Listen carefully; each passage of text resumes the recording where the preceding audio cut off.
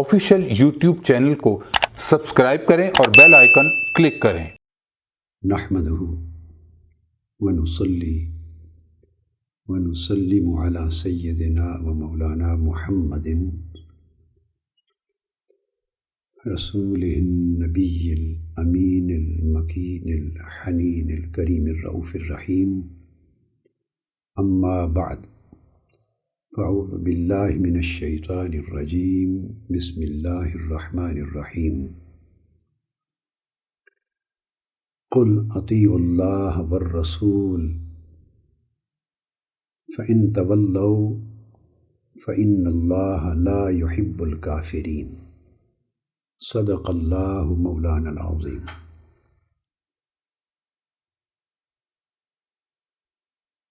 معزز سامعین و ناظرین،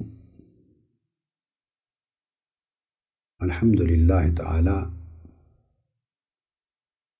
اللہ جل مجدہ کی توفیق سے ہماری گفتگو سلسلہ وار مقام رسالت اور حجیت حدیث و سنت کے موضوع پر چل رہی ہے،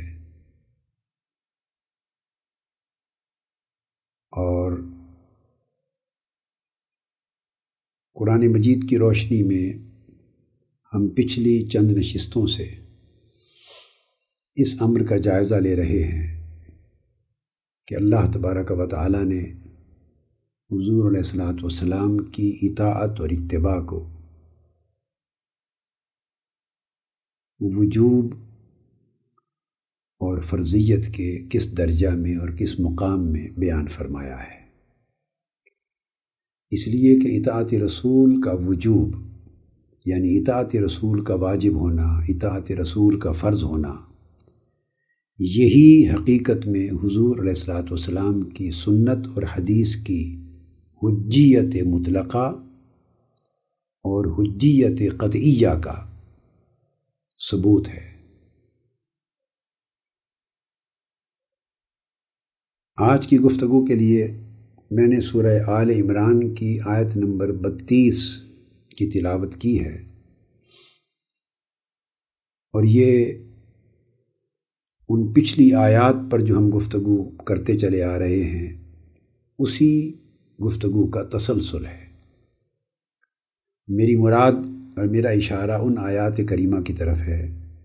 جن میں اللہ تبارک و تعالی نے اپنی اطاعت کو اور حضور علیہ الصلوۃ والسلام کی اطاعت کو اکٹھا بیان کیا ہے ایک ہی آیت میں، اور دونوں کی اطاعت کے فرض اور واجب حکم ہونے کا حکم یکجا کر کے دیا ہے۔ اور میں نے عرض کیا تھا کہ ایسی آیات قرآن مجید میں تقریباً 20 ہیں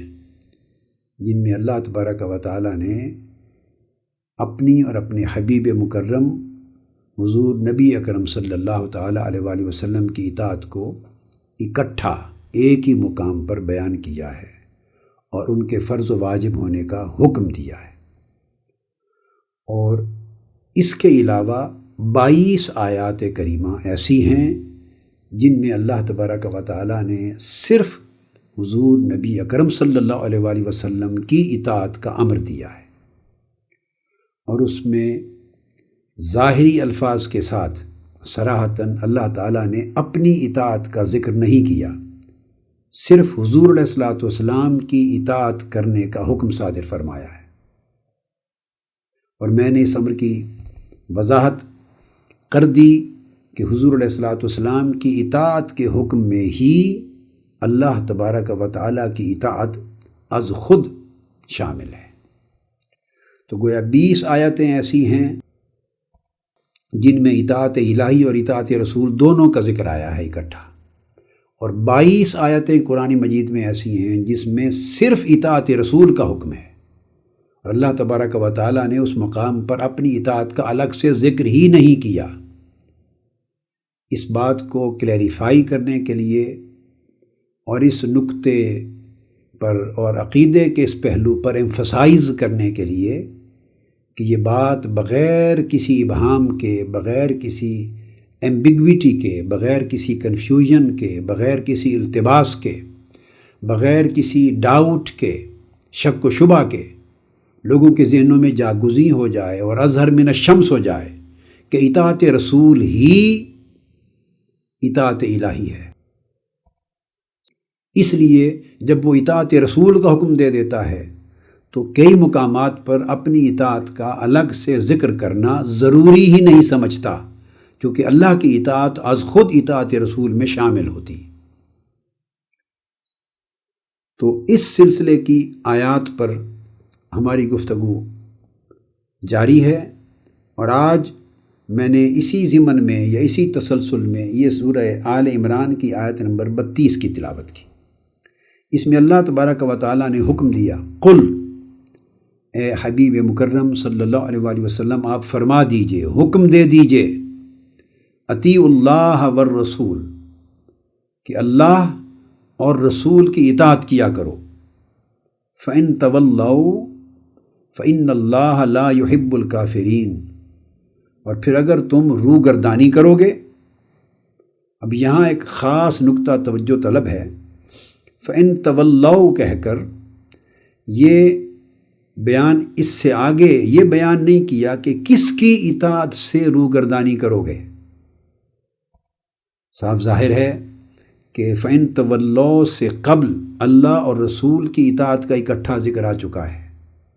روگردانی سے مراد اللہ اور رسول کی اطاعت سے، دونوں کی اطاعت سے روگردانی ہی مراد لی جائے گی۔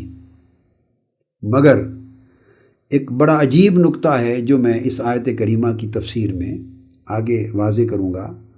وہ یہ کہ ہر چند کے یہاں اللہ اور اللہ کے رسول کی دونوں اطاعتوں کا ذکر ہے، مگر جب روگردانی کی بات کی کہ اگر روگردانی کرو گے تو فإن اللہ لا يحب الکافرین، تو اللہ تعالیٰ کافروں کو ہرگز پسند نہیں کرتا۔ تو گویا روگردانی کی جب بات کی ہے اور روگردانی کرنے والوں کو اللہ تبارک و تعالیٰ نے کافر قرار دے دیا ہے، دائرہ ایمان سے، دائرہ اسلام سے خارج کر دیا ہے، اور اپنی طرف سے اظہار ناراضگی، اظہار غضب اور ان کے مستحق جہنم ہونے کا اظہار کیا ہے، اعلان کیا ہے۔ تو اس روگردانی کا حقیقی اشارہ دراصل اطاعت رسول سے ہے، سنت رسول کی حجیت کے انکار کی طرف اشارہ ہے، حدیث رسول کے وجوب پر انکار کی طرف اشارہ ہے، اطاعت و اتباع رسول کے انکار اور اس سے روگردانی کرنے کی طرف اشارہ ہے۔ اور اللہ کی اطاعت اس کے ساتھ اس لیے شامل ہے کہ جب رسول کی اطاعت آ گئی تو اس میں از خود اطاعت الہی، خواہ اس کا ذکر صراحتاً کیا گیا ہو، لفظاً کیا گیا ہو یا نہ کیا گیا ہو، دونوں صورتوں میں اطاعت الہی اطاعت رسول میں شامل ہوتی۔ تو یہاں ارشاد فرمایا کہ گویا اللہ اور رسول کی اطاعت کا حکم ہے، اور جو ان کی اطاعت سے روگردانی کرے وہ کافر ہے۔ گویا رسول اللہ صلی اللہ علیہ وسلم کی اطاعت سے روگردانی کرنا کفر ہے، اس کے لیے گنجائش ایمان ہی نہیں ہے۔ سو ایک مسلمان کے لیے اس موضوع پر، اس سبجیکٹ پر گفتگو کرنے اور غور و خوض کرنے، اس کے امکان اور عدم امکان پر بات کرنے، اور اس کا سٹیٹس کیا ہے، اس کی سگنیفیکنس کیا ہے، اس پر بحث کی گنجائش ہی نہیں ہے۔ اگر وہ یہ کہتا ہے کہ میں صرف قرآن کو مانتا ہوں تو قرآن کا فتویٰ یہ ہے۔ اگر ایک شخص حدیث رسول کی حجیت کا انکار کرنے والا، سنت رسول صلی اللہ علیہ وآلہ وسلم کی حجیت مطلقہ کا انکار کرنے والا، وہ یہ کہتا ہے کہ بس قرآن کافی ہے، ہمارے لیے حضور علیہ السلام کی حدیث اور سنت کو حجت ماننا، اتھارٹی ماننا یا اوتھینٹک ماننا یا بائنڈنگ ماننا واجب نہیں ہے، صرف قرآن کافی ہے، تو میں اب یہ بات کہنے والے اور اس انداز سے سوچنے والے سے مخاطب ہوں کہ جو لوگ یہ کہتے ہیں یا یوں سوچتے ہیں کہ صرف قرآن کافی ہے، تو پھر وہ سن لیں کہ وہ قرآن جو کافی ہے اس قرآن کا فیصلہ کیا ہے۔ اس قرآن کا فیصلہ یہ ہے کہ جو رسول کی اطاعت سے، اور رسول کی اطاعت سے مراد حضور علیہ السلام کی سنت کی اطاعت ہے، آپ کی سیرت طیبہ کی اطاعت ہے، اتباع ہے، حدیث رسول کی حجیت کو ماننا ہے اور اس کے سامنے سر تسلیم خم کرنا ہے، کیونکہ آقا علیہ السلام کی اطاعت تو ہم تک کسی اور شکل میں تو پہنچ ہی نہیں سکتی۔ حضور علیہ السلام کا جمیع اسوہ حسنہ، آپ کی حیات مبارکہ، طریقہ محمدی، اسوہ نبوی صلی اللہ علیہ وآلہ وسلم، حضور علیہ السلام کے ذاتی فرمودات، آپ کے ارشادات، آپ کے طور طریقے، یہ جو کچھ ہمیں کنوے ہوا ہے، کمیونیکیٹ ہوا ہے، وہ تو حدیث کے ذریعے کمیونیکیٹ ہوا ہے۔ اگر آپ کہیں کہ قرآن کے ذریعے، تو اس غلط فہمی کو ذہن سے نکال لیا جائے کہ جو قرآن کے ذریعے کمیونیکیٹ ہوا ہے وہ تو وہ وحی ہے جو رب کائنات نے جبرائیل امین کے ذریعے آقا علیہ السلام پر نازل فرمائی ہے۔ وہ تو احکام خدا بندی ہیں، وہ تو فرمودات الہیہ ہیں، وہ ارشادات ربانی ہیں، وہ تو وحی الہی ہے، کلام الہی ہے۔ یہ الگ بات ہے کہ رب کائنات اپنے کلام میں اسوہ رسول کو موضوع بنا لے، یہ الگ بات ہے کہ رب کائنات اپنی وحی کا موضوع شان رسالت مآب کو بنا لے اور پھر آیتوں پر آیتیں مسلسل حضور کی شان اقدس کے بیان میں نازل کرتا چلا جائے، حضور کے خصائص پر نازل کرتا چلا جائے، آقا علیہ السلام کی عظمت و رفعت پہ نازل کرتا چلا جائے، آقا علیہ السلام کے محامد اور محاسن کو بیان کرتا چلا جائے، آقا علیہ السلام کے اوصاف و کمالات کو قرآن بیان کرتا چلا جائے، حضور علیہ السلام کی سیرت طیبہ کو اور اوصاف حمیدہ کو بیان کرتا چلا جائے، یہ الگ بات ہے۔ مگر یاد رکھیے وہ تو دراصل اللہ نے موضوع بنایا اپنے حبیب مکرم صلی اللہ علیہ وسلم کی سیرت طیبہ کو، حضور کے اوصاف کو، حضور کے کمالات کو، حضور کے معجزات کو، حضور کی عظمتوں کو، حضور کے محاسن کو، اور حضور کے تمام جو شؤون ہیں ان کو اللہ رب العزت نے اپنے کلام کا موضوع بنایا، اپنی وحی کا موضوع بنایا، اللہ نے نازل کیا، تاکہ یہ بھی پتہ چل جائے کہ نبی اکرم صلی اللہ علیہ وسلم کے محاسن اور کمالات یہ صرف انسانی زبان کے اور انسانی کلام ہی کا موضوع نہیں ہیں، بلکہ کلام الہی کا موضوع ہیں، تاکہ انہیں دوام مل جائے، استمرار مل جائے، بقائے دائمی مل جائے، اور حضور علیہ السلام کی شان اقدس فنا سے بری ہو جائے۔ جب اللہ کے کلام کا موضوع ہو گیا تو ذکر رسول فنا سے بری ہو گیا۔ جب حضور کا شان اللہ کے کلام اور اللہ کی وحی کا موضوع ہو گیا تو وحی الہی چونکہ اللہ کی صفت ہے، اس کو فنا نہیں، تو حضور کی شان فنا سے بری ہو گئی، فنا سے بالا تر ہو گئی، فنا سے بلند ہو گئی۔ یہ تو اللہ رب العزت کا حضور علیہ السلام کی عظمت کو بڑھانا ہے۔ اب رہ گئے آقا علیہ السلام کے اپنے ارشادات، جن کو اطاعت رسول کا نام دیا جا رہا ہو، جنہیں اتباع رسول کا نام دیا جا رہا ہے، وہ کس طرح معلوم ہوں گے؟ منشأ الہی تو معلوم ہوئی قرآن کے ذریعے، تو منشأ رسول کا علم کیسے ہوگا؟ اس کا ایک ہی راستہ ہے، اس کو حدیث رسول کہتے ہیں، اسی کو سنت رسول کہتے ہیں۔ اسوہ رسول کیسے معلوم ہوگا؟ اس کا ایک ہی طریق ہے، اور وہ سنت رسول کا علم ہے، وہ حدیث رسول کا علم ہے۔ اس لیے جب یہی وجہ ہے کہ قرآن مجید نے 20 یا زائد مقامات پر 2 اطاعتوں کا اکٹھا ذکر کر کے اس شبہ کا ٹوٹلی ازالہ کر دیا ہے، تاکہ پتہ چل جائے کہ اطاعت الہی اور اطاعت رسول یہ 2 اپنی جگہ انڈیپینڈنٹ اینٹیٹیز بھی ہیں، 2 اکائیاں ہیں، 2 اپنی جگہ مستقل اکائیاں ہیں، اینٹیٹیز ہیں، مگر ان کے درمیان جو ریسیپروکل ریلیشن شپ ہے، باہمی ناگزیر جو تعلق ہے، وہ اس طرح ہے کہ وہ لازم و ملزوم اور عین یکدیگر کا بھی ہے۔ یہی وجہ ہے کہ ارشاد بار بار فرمایا جا رہا ہے اللہ کی اطاعت کرو اور رسول کی اطاعت کرو۔ تو جہاں اور کے ساتھ 2 اطاعتوں کا ذکر کر دیا تو اس کا اشارہ اس طرف ہے کہ اللہ کی اطاعت کرو یعنی حکم قرآن کو حجت مانو، اور رسول کی اطاعت کرو یعنی حکم رسول کو، سنت رسول کو حجت مانو، حدیث رسول کو حجت مانو۔ تو فرمایا کہ جو ان کی اطاعت سے روگردانی کرے تو اللہ تعالیٰ کافروں کو پسند نہیں کرتا۔ یہاں بالواسطہ حضور علیہ السلام کی اطاعت سے، آپ کی سنت سے، آپ کی حدیث کی حجیت سے انکار کرنے والے کو اللہ تبارک و تعالیٰ نے اسٹریٹ اوے کافرین کا ٹائٹل دے دیا ہے، وہ کافر ہیں، دائرہ اسلام سے خارج ہیں۔ لہٰذا آج کی نوجوان نسل، وہ نوجوان نسل جنہیں دین کا صحیح کنسیپٹ نہیں پہنچا، یا جنہیں موقع نہیں ملا کہ دین کو اوریجنل سورسز کے ذریعے پڑھ سکیں، اور انہوں نے دین کو صرف ویسٹرن اسکالرز کے ذریعے، اورینٹلسٹ کے ذریعے پڑھا ہے، یا بہکے ہوئے منتشر ذہن رکھنے والے اسکالرز کی کتابوں سے پڑھا ہے، انگلش سورسز، ویسٹرن سورسز سے پڑھا ہے،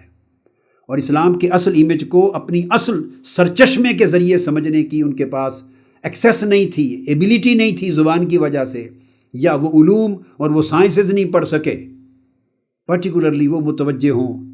کہ یہ بحث کرنے سے بھی انسان خارج از اسلام اور خارج از ایمان ہو جاتا ہے، تو قرآن مجید کی اس آیت کریمہ کو بطور اتھارٹی ذہن میں رکھ لیں۔ آل عمران کی آیت نمبر 32 ہے۔ اب اس پر ہم تھوڑا سا آگے ذکر کرتے ہیں، اس مضمون کو تھوڑا تفصیل کے ساتھ لیتے ہیں، اور وہ یہ کہ آپ اگر غور سے دیکھیے، یہ تفسیر ابن کثیر ہے اس وقت جو میں نے اس آیت کریمہ کی تفسیر کے لیے کھولی ہے، حافظ ابن کثیر کی۔ قبل اس کے کہ میں تفسیر کی طرف آؤں، یہاں ایک بات اور کوٹ کر دوں، یہ جو میں نے کہا کہ روح گردانی کرنے والے کو اللہ تبارک و تعالیٰ نے کافر قرار دیا، اور یہ کہا کہ روح گردانی کا اصل اشارہ سنت رسول سے روح گردانی ہے، اطاعت و اتباع رسول سے روح گردانی ہے۔ تو سوال پیدا ہوتا ہے کہ میں نے یہ تخصیص کیوں کی، اس کو میں نے اسپیسیفک کیوں قرار دیا؟ تو آئیے اس کو پہلے قرآن مجید سے واضح کر دیں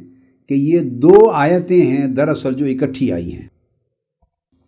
قرآن مجید کی آیت نمبر 31 یہ سورہ آل عمران کی، اور اگلی آیت نمبر 32۔ آیت نمبر 32 چونکہ ہماری اس وقت جن آیتوں پر گفتگو تفصیل سے ہو رہی ہے اس کے موضوع میں آیت نمبر 32 آتی تھی، تو میں نے اس کی تلاوت کی، مگر اس کا بیک گراؤنڈ سمجھانے کے لیے آیت نمبر 31 کا ذکر الگ آئے گا۔ جب ان آیات کریمہ کا موضوع ختم ہو جائے گا تو پھر ہم ان آیات کریمہ کو لیں گے جہاں اطاعت کا لفظ استعمال نہیں ہوا، دیگر الفاظ آئے ہیں قرآن مجید کے، اور دیگر الفاظ کی شکل میں حضور علیہ الصلوۃ والسلام کی اسی لیجسلیٹو اتھارٹی کو اور آپ کی سنت اور آپ کی حدیث کی اسی حجیت مطلقہ کو اللہ رب العزت نے مستقل اور بڑے ٹھوس اور بڑے مضبوط اور مستحکم انداز کے ساتھ حکم دیا ہے۔ تو جب ان آیتوں پر گفتگو میں آگے چل کے کروں گا انشاءاللہ، تو یہ آیت نمبر 31 دوبارہ اس وقت آئے گی، مگر اب میں آیت نمبر 32 کے پس منظر کے طور پہ فَإِن تَوَلَّوْا کہ روح گردانی کرنے والوں کو جو اللہ نے کافر قرار دیا، تو اس روح گردانی سے مراد کس کی روح گردانی ہے، اس بیک گراؤنڈ کو سمجھانے کے لیے یہ آیت کریمہ میں پڑھ رہا ہوں۔ تو یہ دراصل آیتیں دو اکٹھی یوں نازل ہوئی ہیں، پورا مضمون اس طرح ہے، فرمایا قل، اور دونوں آیتیں قل حکم سے شروع ہو رہی ہیں کہ فرما دیجئے، یہ حکم لوگوں تک پہنچا دیجئے، اعلان کر دیجئے، تاکہ کسی ذہن میں کوئی شک و شبہ نہ رہے۔ اللہ تبارک و تعالیٰ جب کوئی بات بڑی کیٹیگوریکلی فرمانا چاہتے ہیں اور بات بالکل کلیئر کٹ انداز کے ساتھ، ایمفیٹیکلی بڑی تاکید کے ساتھ فرمانا چاہتے ہیں، اور شک و شبہ سے دور کر کے ہر ذہن تک پیغام پہنچا کر اس کے ذہن میں، قلب و دماغ میں راسخ کرنا چاہتے ہیں، تو اس مضمون کو قرآن مجید میں قل سے شروع کیا جاتا ہے۔ تو اس سے ایک تنبیہ ہو جاتی ہے، یہ کلمہ تاکید بھی ہے اور پیغام پہنچانے کا عنوان بھی ہے۔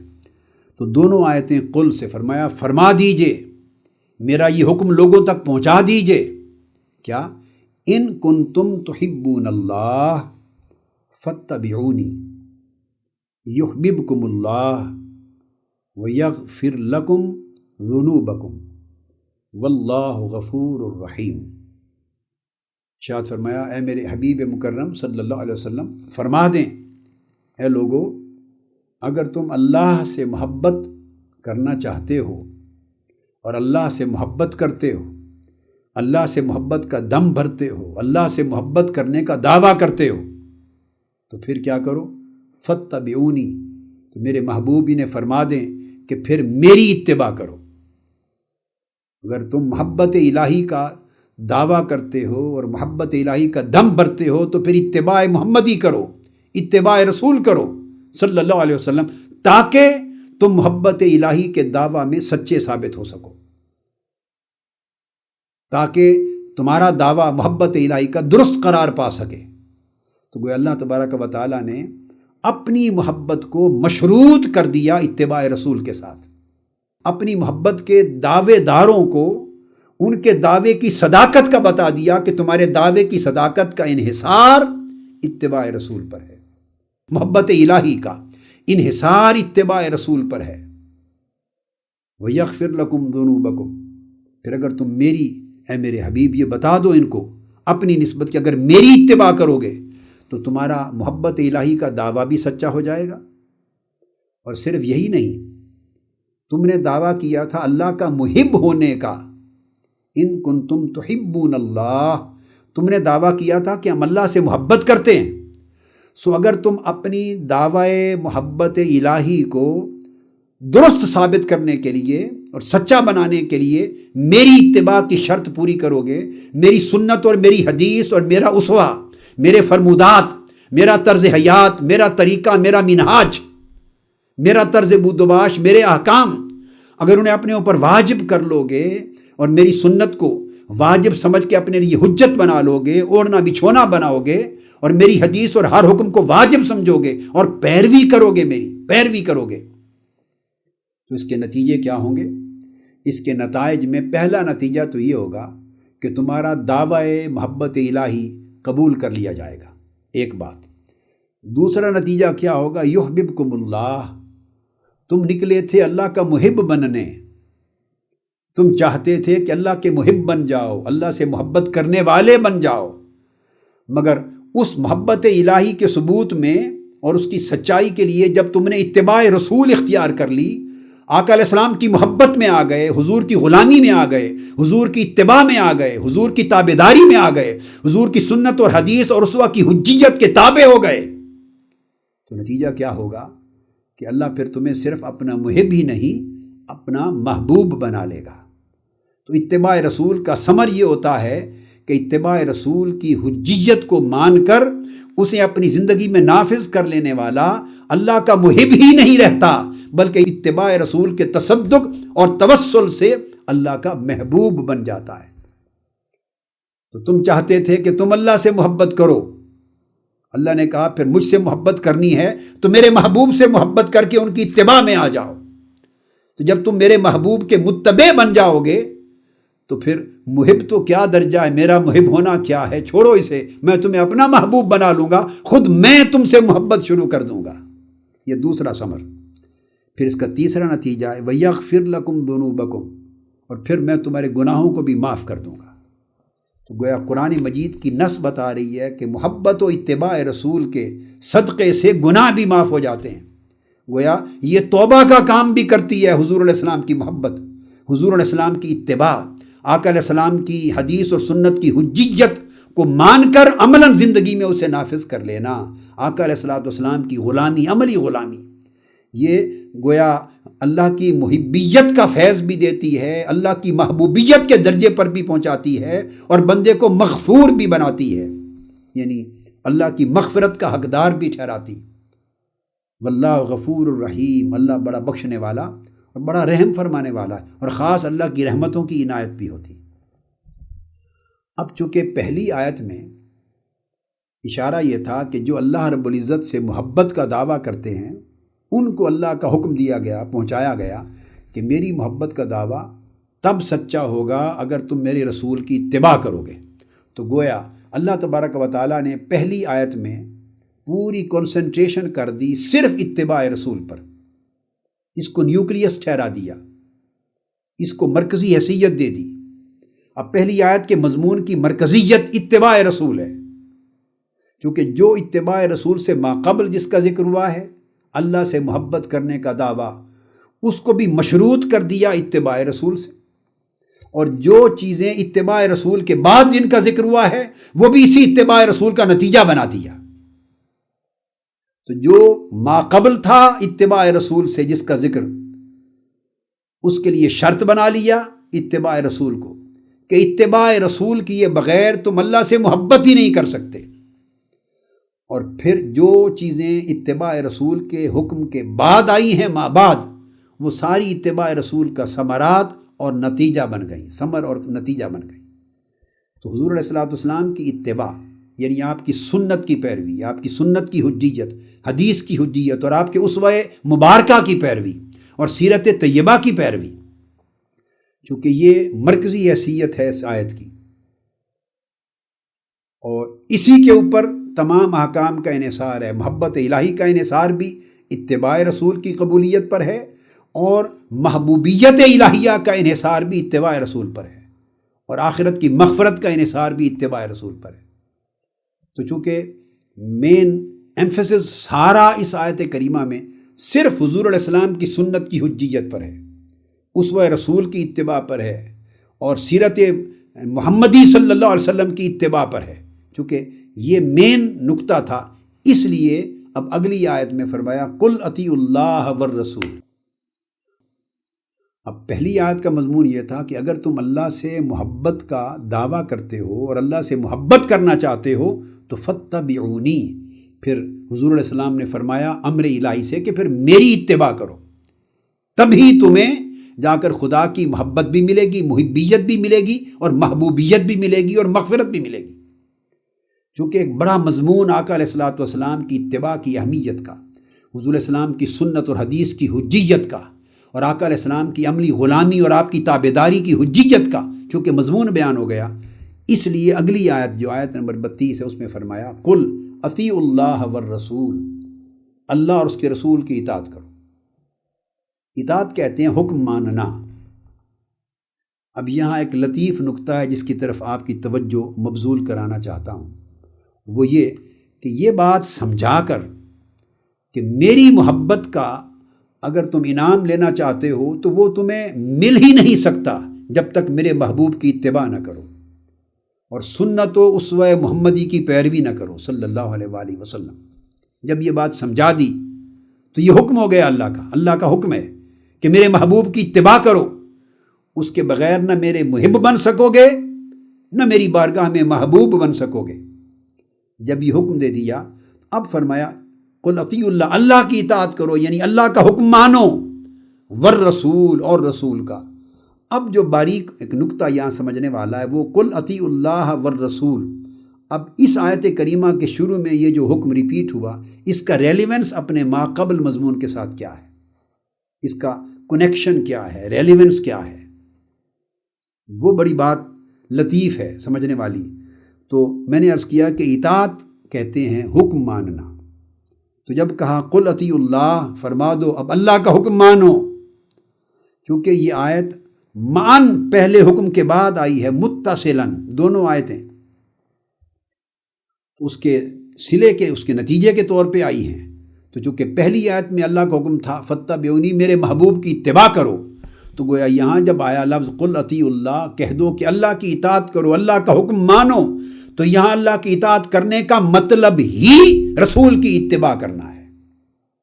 کہ پچھلی آیت میں اللہ حکم دے رہا ہے کہ میری محبت کا دم بھرنے والوں، تمہیں نہیں ملے گی میری محبت جب تک میرے محبوب کی اتباع نہیں کرو گے،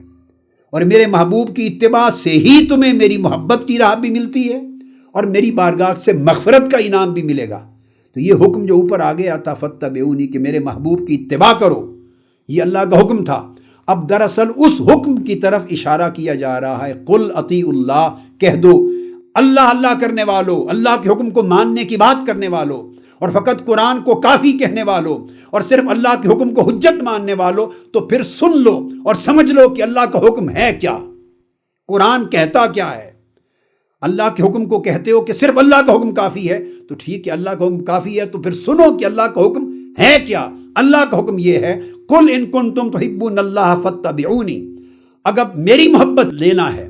اگر میری بارگاہ کی محبوبیت کو لینا ہے، اگر میری بارگاہ سے مغفرت کو لینا ہے، اگر میری بارگاہ سے تمہیں جنت کے داخلے کا سرٹیفکیٹ لینا ہے، بخشش لینی ہے، میری محبت لینی ہے، میرا انعام و اکرام لینا ہے، میرا فضل و کرم لینا ہے،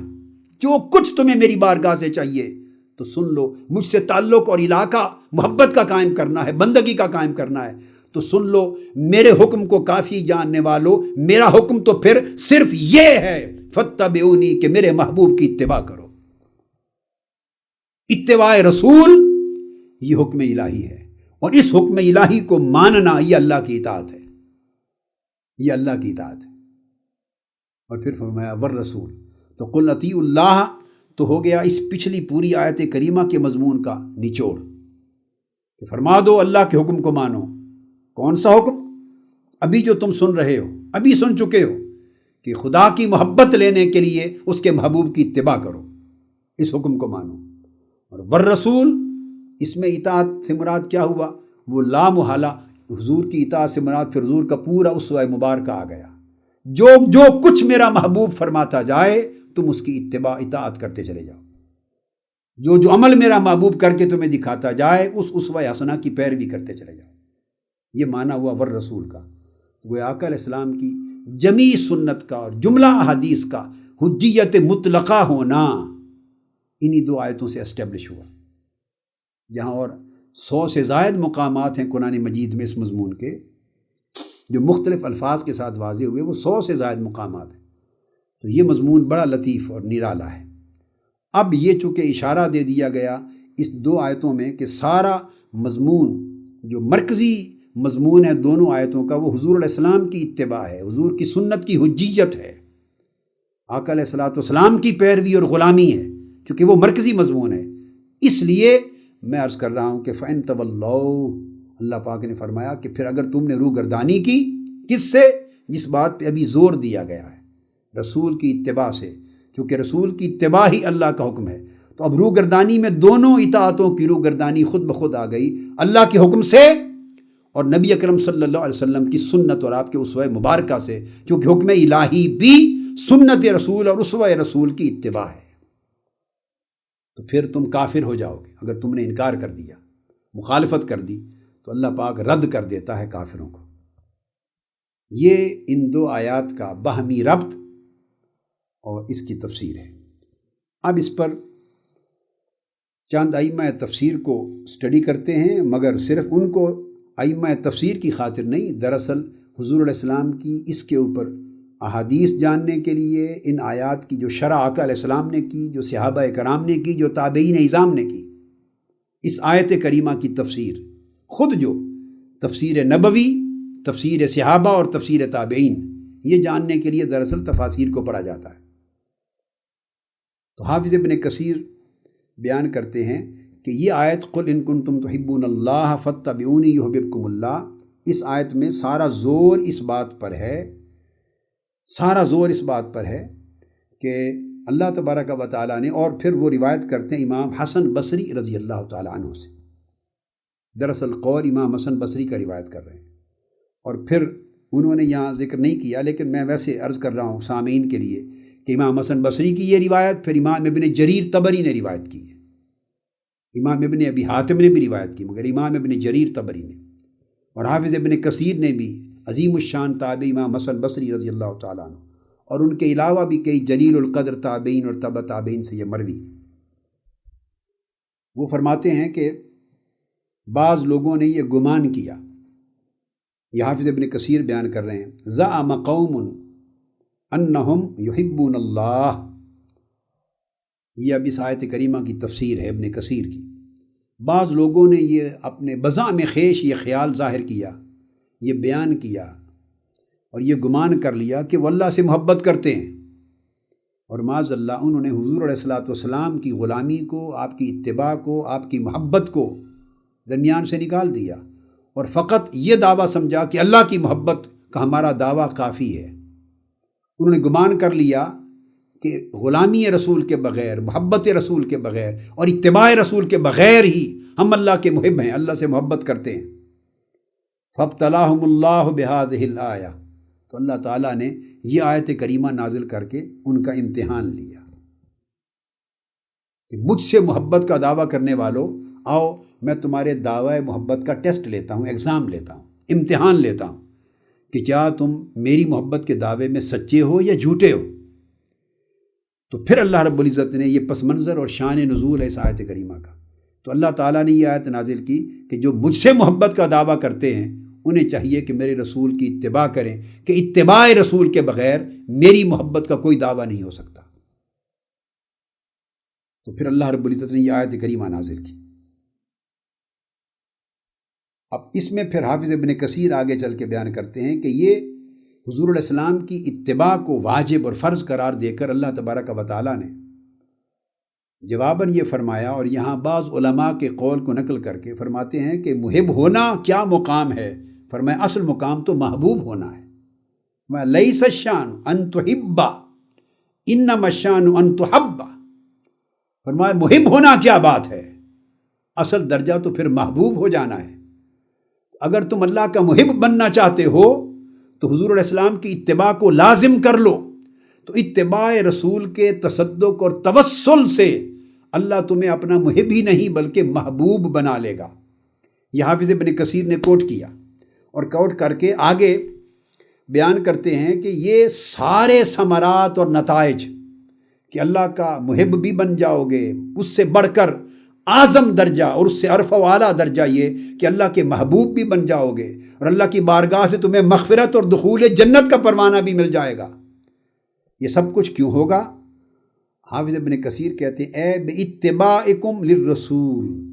یہ صرف رسول اکرم صلی اللہ علیہ وسلم کی اتباع کے تصدق سے ہوگا۔ اور وہ کہتے ہیں کہ ھذا کلہ ببرکات سفارتہ،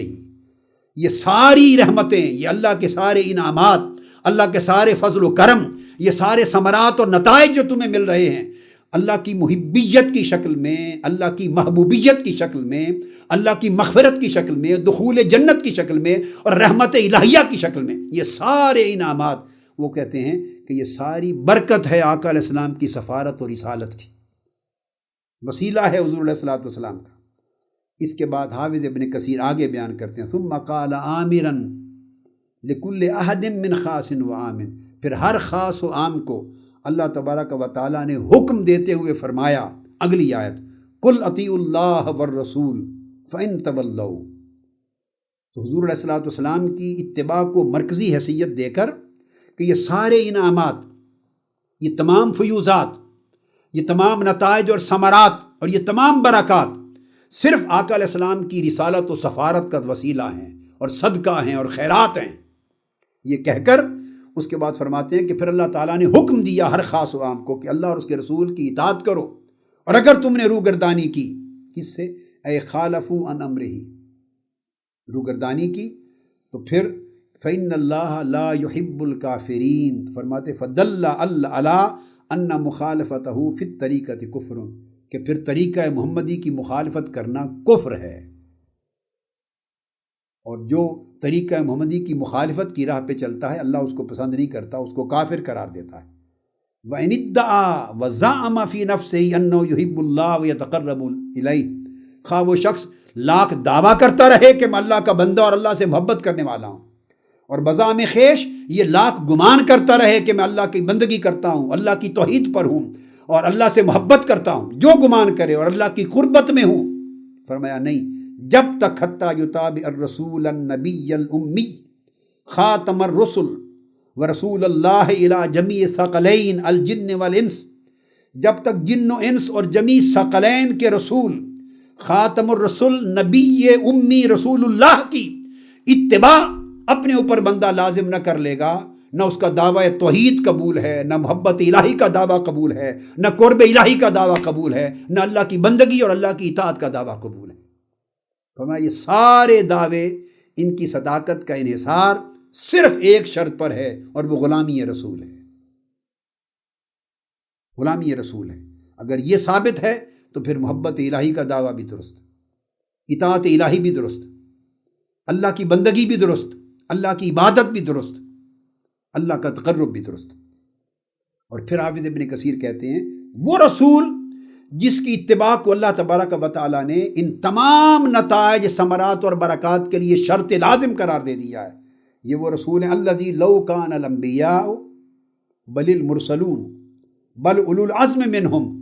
وہ فرماتے ہیں کہ تم تو امت ہو، اے لوگو، اے جن و انس، تم تو امت محمدی ہو صلی اللہ علیہ وآلہ وسلم، تمہارا درجہ تو امت کا ہے، تم کیا سوچتے ہو کہ حضور کی اتباع کا درجہ اور اہمیت کیا ہے، معاذ اللہ، یا کیا نہیں۔ وہ لکھتے ہیں کہ اگر انبیاء ہوتے جو پہلے آ چکے،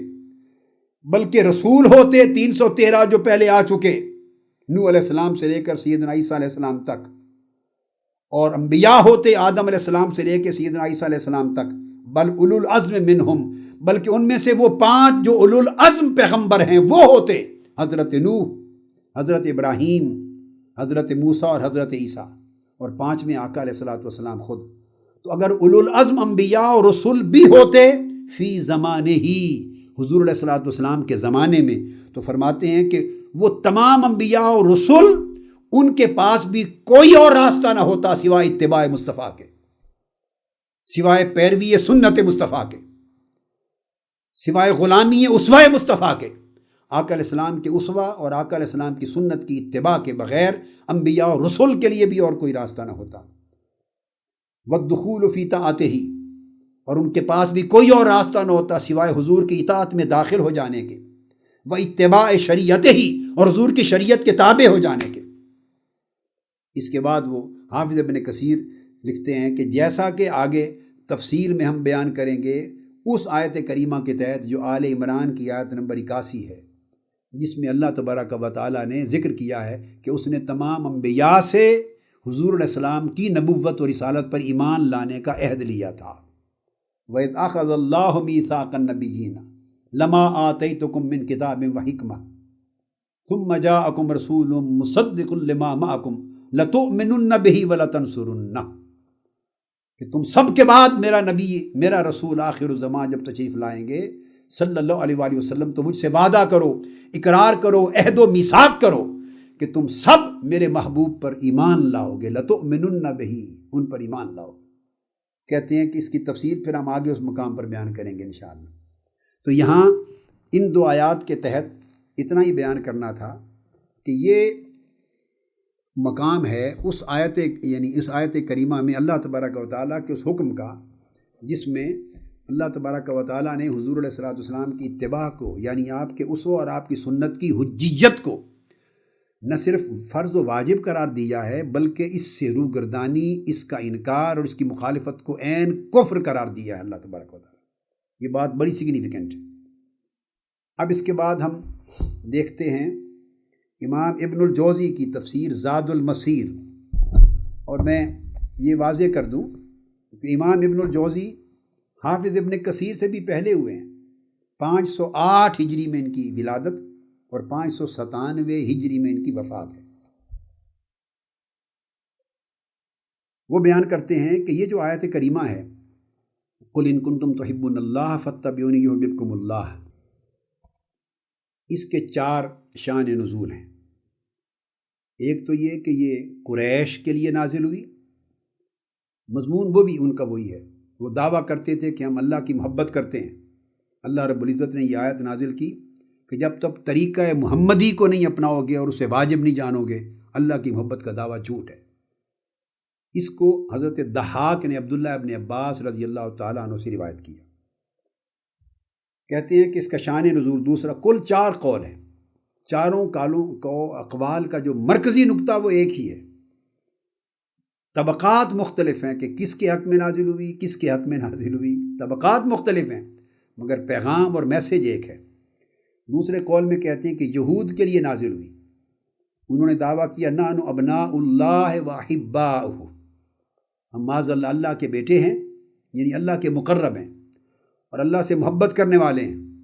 تو اللہ تبارک و تعالیٰ نے یہ آیت کریمہ نازل کی اور ایک کرائیٹیرین کے سامنے ان کے سامنے رکھا کہ اگر اللہ کی محبت کے دم بھرتے ہو اور سچے ہو اس دعوے میں، تو پھر محبت الہی کا کرائیٹیرین یہ ہے کہ جو میرے رسول محمد مصطفیٰ صلی اللہ علیہ وسلم کی اتباع کو لازم کرتا ہے وہی میرے دعوی محبت میں سچا ہے۔ آؤ اس شرط کو پورا کر دیکھو۔ تو یہود کے لیے نازل ہوئی، مگر پیغام یہی دیا کہ اسوہ محمدی کو اپنائے بغیر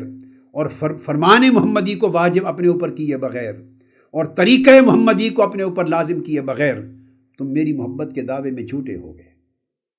اس کو حضرت ابو صالح نے عبداللہ ابن عباس رضی اللہ تعالیٰ عنہ سے روایت کیا۔ اور پھر لکھتے ہیں کہ تیسرا بیان جو قول ہے جو شان نزول کا، وہ یہ کہ عامت الناس کے لیے نازل ہوئی۔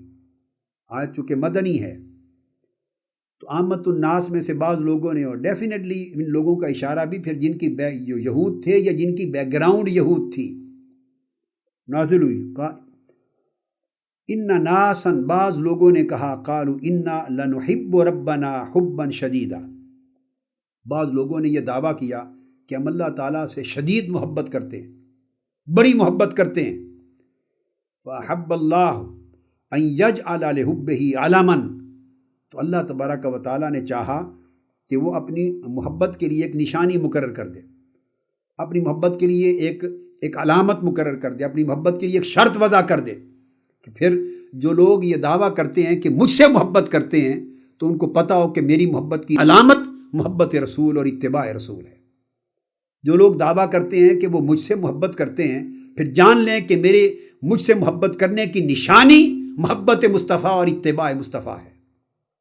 علامن، تاکہ اللہ ان کے لیے ایک نشانی اور علامت واضح کر دے کہ میری محبت کی نشانی کیا ہے۔ تو اللہ نے تب یہ آیت نازل کی کہ میری محبت کی نشانی تو اتباع رسول، اتباع محمدی صلی اللہ علیہ وآلہ وسلم۔ اس کو امام حسن بصری نے بھی اور امام ابن جریج نے بھی اور عبداللہ ابن عباس سے اور دیگر صحابہ سے روایت کیا۔ چوتھے قول میں یہی قول ہے نجران کے نصارہ کے حق میں نازل ہوئی۔ نجران کے نصارہ انہوں نے کہا جب یہ آیت نازل ہوئی قل ان کنتم تحبون اللہ فاتبعونی یحببکم اللہ، اگر تم اللہ سے محبت کرتے ہو تو پھر اللہ سے محبت کی صداقت اور اس کی سچائی کی دلیل یہ ہے کہ میری اتباع کرو، میری پیروی کرو۔ تو جب یہ آیت اتری تو نصارہ جو نجران کے رہنے والے عیسائی تھے نجران، انہوں نے کہا کہ یہ تو وہ بات محمد صلی اللہ علیہ وآلہ وسلم نے کہہ دی، یعنی قرآن کی آیت کی صورت میں وہ بات کہی انما نقول ھذا فی عیسیٰ حبا للہ و تعظیما لہ، یہ بات تو ہم حضرت عیسیٰ کی شان میں کہا کرتے ہیں، اللہ کی محبت کے لیے اور ان کی تعظیم کے لیے یہ بات تو حضرت عیسیٰ کی شان میں کہی جاتی ہے کہ جو اللہ کی محبت کا دعویٰ کرتا ہے وہ پر حضرت عیسیٰ کی اتباع کرے اور ان سے محبت کرے۔ ہم تو حضرت عیسیٰ کو عیسیٰ بن مریم کے لیے کہتے ہیں۔ تو یہ بات محمد صلی اللہ علیہ وآلہ وسلم نے اپنے بارے میں کہہ دی، یہ نجران کے عیسائیوں نے بات کہی کہ جو بات ہم حضرت عیسیٰ کے لیے کہتے ہیں یہ محمد مصطفیٰ صلی اللہ علیہ وسلم نے اپنی ذات کے لیے کہہ دی۔ جو شرط ہم حضرت عیسیٰ کے لیے قائم کیا کرتے تھے وہ شرط محبت الہی کی علامت اور محبت الہی کی شرط وہ انہوں نے اپنی ذات کے لیے متعین کر دی۔ جب یہ کہا اس پر اللہ تبارک و تعالیٰ نے دوسری آیت نازل کر دی، ہاں یہ حق ہے کہ میری محبت کی علامت ہی محبت مصطفیٰ ہے، میری محبت کی نشانی ہی اتباع مصطفیٰ ہے، اور میری محبت کی دلیل ہی اتباع اور محبت مصطفیٰ ہے۔ یہ آیت نازل کی اور فرمایا کہہ دو کہ جو روح گردانی کرتا ہے پھر میرے محبوب کی اتباع سے تو اللہ تعالیٰ کسی کافر کو پسند نہیں کرتا۔ اور چوتھا قول جو بیان کیا انہوں نے اس اگلی آیت کے اتباع، اگلی آیت قل اطیعوا اللہ والرسول فإن تولوا فإن اللہ لا يحب الکافرین کی شان نزول میں، وہ یہ کہ عبداللہ بن ابی نے یہ بات کہی، پہلی آیت کے ریفرنس سے نجران کے عیسائیوں نے کہی۔ اب دوسری آیت کریمہ جو آیت نمبر 32 ہے اس کے تحت عبداللہ بن ابی سے منقول ہے کہ جب وہ پہلی آیت اتری کہ اگر اللہ سے محبت کا دم بھرتے ہو تو پھر محمد کی اتباع کرو صلی اللہ تعالیٰ علیہ وآلہ وسلم، محبت و اتباع رسول کے بغیر اللہ کی محبت کا دعویٰ جھوٹا ہے۔ جب یہ آیت اتری تو عبداللہ بن ابی جو رئیس المنافقین تھا، تمام یعنی یثرب کے وقت سے اہل مدینہ میں منافقوں کا سردار تھا، عبداللہ بن ابی قال لاصحابہ، اس نے اپنے لوگوں کو جمع کیا اور قال ان محمدن، یہ الفاظ قابل توجہ ہیں، صرف اتنا سناتا ہوں، اس پر انشاءاللہ تفصیلی گفتگو اگلی نشست میں کریں گے۔ اس نے لوگوں سے خطاب کیا منافقین کو اور کہا ان محمدن یجعل طاعتہ کطاعت اللہ، دیکھو یہ محمد صلی اللہ علیہ وآلہ وسلم اپنی اطاعت کو اللہ کی اطاعت کے برابر ٹھہرا رہا ہے۔ اب آپ دیکھیے، غور کیجئے، یہ سوچ جو آج بعض ذہنوں میں آتی ہے اور جو حضور کی اطاعت کو اللہ کی اطاعت کے معاذ اللہ اس بات کو اگر ہم بیان کریں تو اس کو برابری کی طرف لے جاتے ہیں اور محبت رسول پر زور دیں تو اللہ کی محبت کے ساتھ برابری تصور کی جاتی ہے معاذ اللہ۔ یہ جو سوچ ذہنوں میں آج آتی ہے، میں متوجہ کرنا چاہتا ہوں کہ یہ سوچ، اس کی تاریخ کیا ہے، یہ شروع کہاں سے ہوئی؟ یہ حقیقت میں منافقین کی سوچ تھی، یہ عبداللہ بن ابی نے یہ بات کہی تھی، اور یہ حضرت عبداللہ ابن عباس رضی اللہ تعالیٰ عنہ نے اس کو روایت کیا۔ اس نے کہا دیکھو کہ محمد صلی اللہ علیہ وسلم اپنی اطاعت کو اللہ کی اطاعت کے برابر قرار دے رہا ہے۔ جب اس نے اپنے منافقین کے حلقے میں یہ بات کی تو اس پر اللہ تبارک و تعالیٰ نے اگلی آیت نازل کر دی کہ اے منافقین، تم فاتبعونی، یہ جو میں نے شرط لگائی ہے کہ میرے محبوب کی محبت و اتباع کے بغیر میری کسی محبت اور اطاعت کے دعوے کو سچا نہیں قرار دیا جائے گا، اس پر تم یہ کہتے ہو کہ میرا محبوب اپنی اطاعت کو میری اطاعت کے برابر قرار دے رہا ہے؟ تمہاری سوچ میں یہ آیا ہے تو پھر سنو، اگلی آیت نازل ہو گئی کہ جو روگردانی کرے گا اطاعت اور اتباع مصطفیٰ سے اور محبت و اطاعت مصطفیٰ سے، جو روگردانی کرے گا فَإِنَّ اللَّهَ لَا يُحِبُّ الْكَافِرِينَ، وہ کافر ہے، دائرہ اسلام سے خارج ہے، اور اللہ تبارک و تعالیٰ ایسے خارج جو محبت رسول سے خالی ہیں اور اتباع رسول کے منکر و مخالف ہیں، ایسے کافروں کو اللہ رب العزت پسند نہیں کرتا۔ تو یہ آیت دراصل ان کے اس قول پر نازل ہوئی۔ آج کی گفتگو یہاں ختم کرتے ہیں، اس پر انشاءاللہ مزید گفتگو اگلی نشست میں شروع کریں گے۔ وما علینا الا البلاغ۔ آفیشیل یوٹیوب چینل کو سبسکرائب کریں اور بیل آئیکن کلک کریں۔